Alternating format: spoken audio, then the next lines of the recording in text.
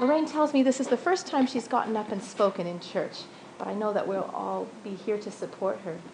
Lorraine, just tell us a little bit about where you grew up. You didn't grow up in Port Augusta. Where did you grow up? I think. In the Fink, yes. And you told me that you lived with a Christian lady for a little while? Yep. Yeah. And did she tell you much about Jesus? She shared a little bit with you, right? Yeah. And but I don't think you gave your heart to Jesus right away. Would you say you gave your heart to Jesus straight away when you were a child? No. No, decided to live on your own. And Lorraine requested that song about Fill My Cup, Lord, about the woman at the well, because it sort of described what your life was like a little bit before you knew the Lord, right? Tell us a bit about what your life was like before you decided to give your heart to Jesus. What were some of the things you did, and how did you feel? Did you gamble? I used to gamble. Used to gamble? Smoking? And smoking cigarette. Yeah. But even more than those two little things, the gambling and smoking, I think the one thing that you described was how your life felt, how your heart felt. Feel empty. Feeling empty. Yeah. Feeling empty, like there was a space that nothing could fill and that nothing would satisfy. Now, you met Jibby in the mid-1990s. Was he a Christian then? No. No, he wasn't a Christian man then either. One experience that you told me about happened when you and Jibby were driving from Fink to Port Augusta, and something kind of scary happened. Why don't you tell us a little bit about that? It was nighttime and it's raining and lightnings. So a big storm at nighttime. Yeah. And when I was looking at thunder, and I seen this lightning struck, and I went blind for a little while, and I was too scared to tell Daryl, so I prayed, and from there I went better, and I started to see. Yes, that sounded like it was quite scary, because she felt like she was afraid that she was not going to be able to see again because she was blinded by the lightning. But God answered that prayer, didn't He? Yeah. Around the same time, you told me about another experience that you had when you were in hospital in Alice Springs that really stuck with you. What were you there for? Like I was waiting for my operation, and I was scared. So I told this lady that grew me up, I told her to tell the pastor to come around to see me.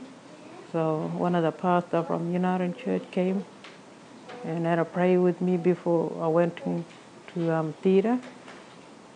And then when I was in operation room, and one of the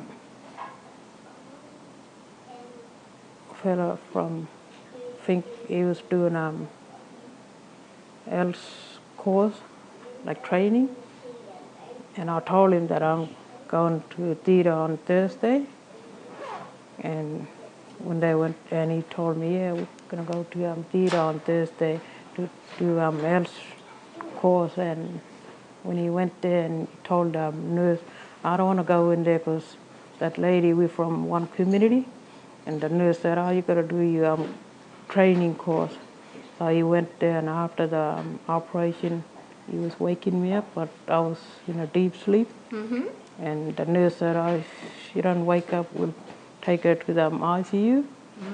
And from there, in my vision, I seen Jesus coming towards me and said, wake up. So I woke up then. So while you were asleep from the anesthesia still, you had a bit of a dream, you said? Yeah. And you saw Jesus in your dream? And what did he say? Tell us again what he said to you. He was walking towards me and said, Lorraine, wake up. So I woke up. So she was very nervous. You were nervous going into this surgery, and you felt that was maybe a a good dream that was to encourage you, that Jesus sent to you to encourage you that your operation was going to be okay. Yeah. And you found that to be a source of hope and peace while you were going through that difficult experience.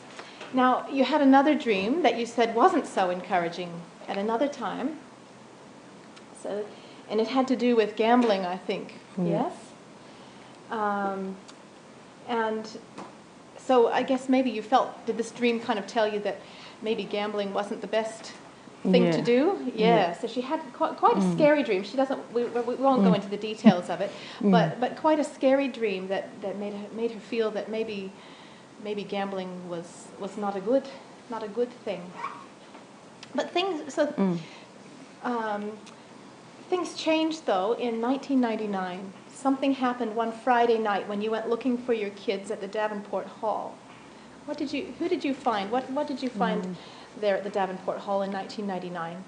When I went to the hall and when I opened the door, like I was looking for them kids, and when I opened the door, I seen Jesus' name on the slide. Jesus' name on the screen, yeah? Yeah.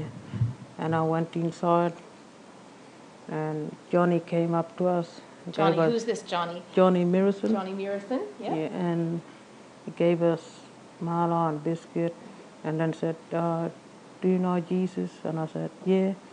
And then I told him I was sort of like, not really. Mm-hmm. Yeah. You sort of knew about Jesus, but you didn't have Jesus in here, did you? Yeah. And then he said, you gonna come to church? And I said, yeah.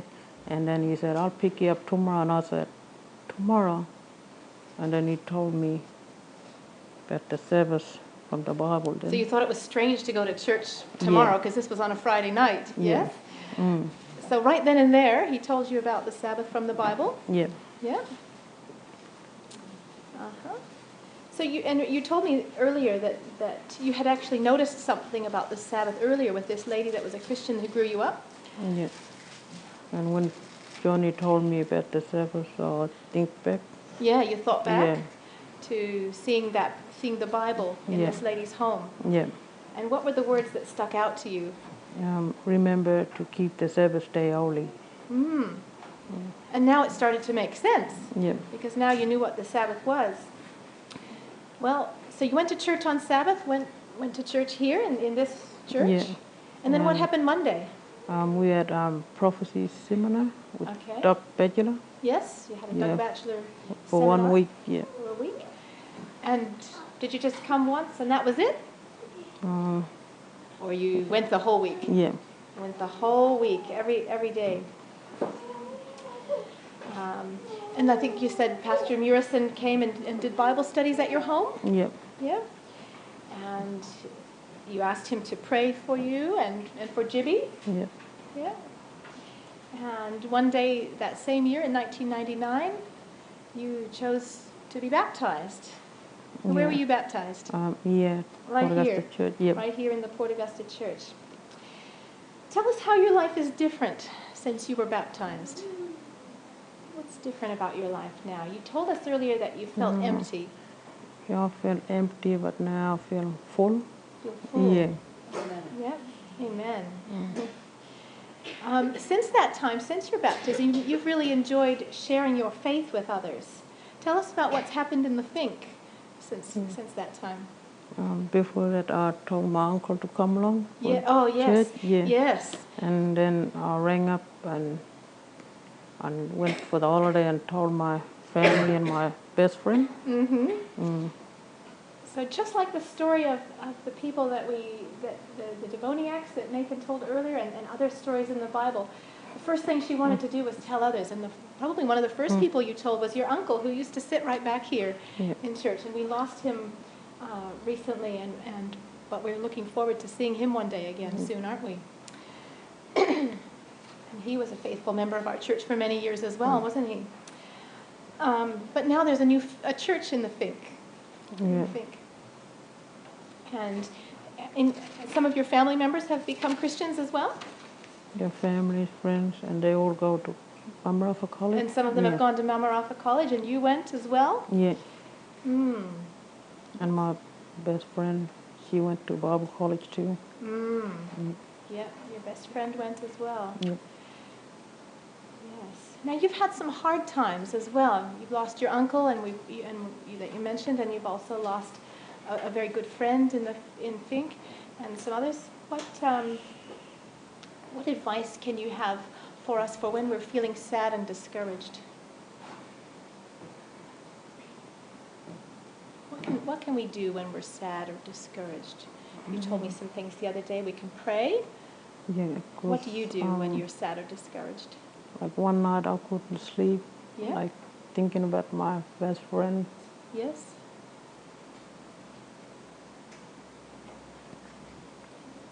You told me about how recently, when you were thinking about your best friend, this was when Stormco came a few months ago. Is that the one you're thinking of, or is it a different one? Different one. Different one. Oh, sorry. Yeah, I went to Pastor Don. Oh, yeah. And told him to like pray for me. Mm-hmm. Yeah. Mm-hmm. Because I wanted to like move on forward. Yeah. Yeah. Yeah. So we can ask other Christian friends to pray for us, can't we? Yeah. That's right.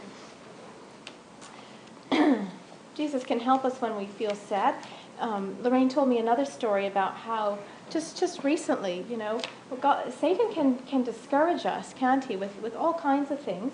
Recently, when Stormco came a few weeks ago, this was in October, I think. You were feeling sad because a friend of yours had passed away, and also you had to go to court for somebody for something that it wasn't your court day, but somebody else had a court date that you were involved in, and that was a bit stressful. Yeah. You felt stressed and worried. Tell us what happened that day. Yeah, I was like stressed over this court, and at the same time I was thinking about my friend. Yes. And feeling sad, lonely, and Daryl said, come for us, go and pick the kids at the church. So we came here, so I came inside, and the Storm Cold student was singing song, and the song they were singing, it's like God was speaking to me through the song. Yeah. And they were singing, I'm going to take God's promises and hide them in my heart. And you felt that God was speaking directly to you through their song. And one of the students was saying something about faith. Faith. Yeah, keep your faith strong. Keeping faith strong. Yeah. So even in the difficult times, God can put experiences in our way and speak to us through other Christians, can't he, to encourage us to keep our faith strong. What advice would you have for if there is anyone here or listening to the recording of this that might not know Jesus? You've told us some stories about how God has helped you in your life. Is it good to know Jesus? Yeah, it's good to know Jesus, and like when you feel empty, make you full. He will fill you up. Yeah. You told me something about the last days. In the last days, we don't want to miss out. So it's important to give our hearts to Jesus when? Now and right today, now. yeah. Today. It's gonna be like Noah's day, like people will be missing out. That's right. If you don't give your heart to the Lord. That's right. So we want to give our hearts to the Lord now, and yes.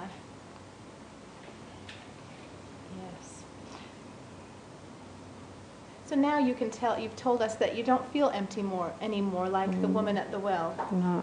No? You feel how? Happy and full. So that's going to be a wonderful day when Jesus comes to take us home. And you told me, what will be the happiest part of Jesus coming for you? To see him face to face. To see him face to face. Yeah. That really struck me when I heard her say that, because so many times when I'm thinking about the second coming, sometimes I think about, I can't wait to see loved ones that have passed away, or I can't wait to never be sick again, or never be tired again. But I think Lorraine had a really good thought, and that is to see Jesus face to face. That is what the purpose of his coming is so that we can live and be with him face to face, Lorraine and I wanted to share one little Bible text with you as we finish up. Jesus says in John 8, verse 31 and 32, "If you abide in my word, you are truly my disciples, and you will know the truth, and the truth will set you free." And that seems like the truth has set you free.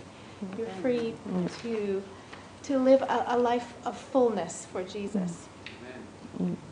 Now, Lorraine has asked that we sing now 2 songs. I Have Decided to Follow Jesus.